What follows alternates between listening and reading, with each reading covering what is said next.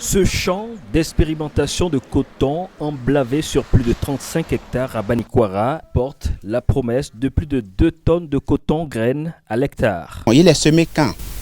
Le champ de coton est semé le 8 juin passé. Compte tenu des poches de sécheresse que nous avons eu à enregistrer, nous avons fait un ressemis le 27 juin. Nous avons attendu le 15 juillet pour pouvoir apporter les doses d'engrais NPK. Plus d'un mois après. Mais est-ce que c'est ça qu'il fallait faire?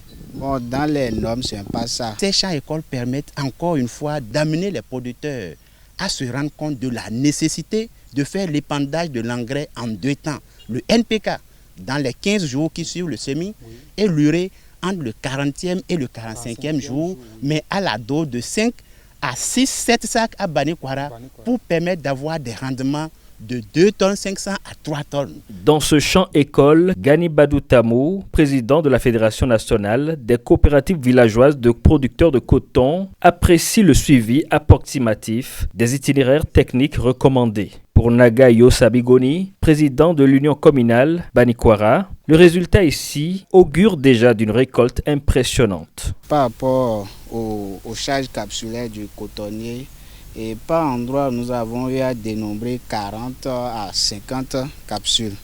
Mais la moyenne fait environ 30 à 35 capsules. Nous promettons aller jusqu'à 2 tonnes 650 par hectare. De pareils champs, c'est trop nombreux dans la commune de Banikwara. Bon nombre de nos producteurs ont commencé par améliorer ce qu'ils connaissent de la part de ces gens d'encadrement-là. Je vous promets qu'on ira au-delà de 162 000 tonnes. Si cela était respecté aujourd'hui, le cotonnier là, on ne pourrait pas rentrer nous-mêmes là.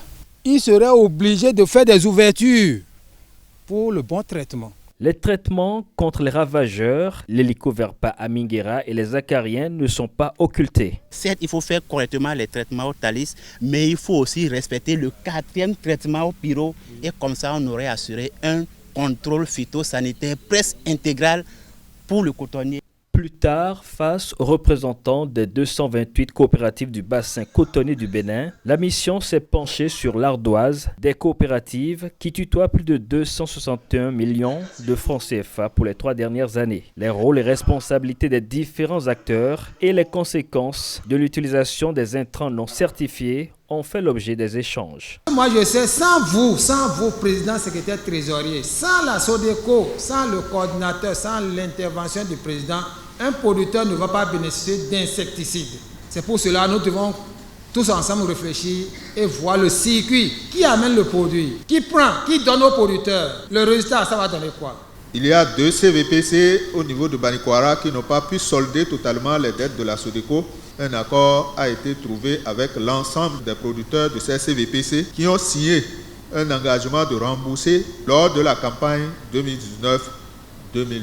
Aujourd'hui que la filière a été relancée, il n'est plus question que nous régressions, mais mener des actions qui vont nous permettre d'occuper le premier rang. Vous avez vu, cette année, nous avons occupé le premier rang africain producteur de coton.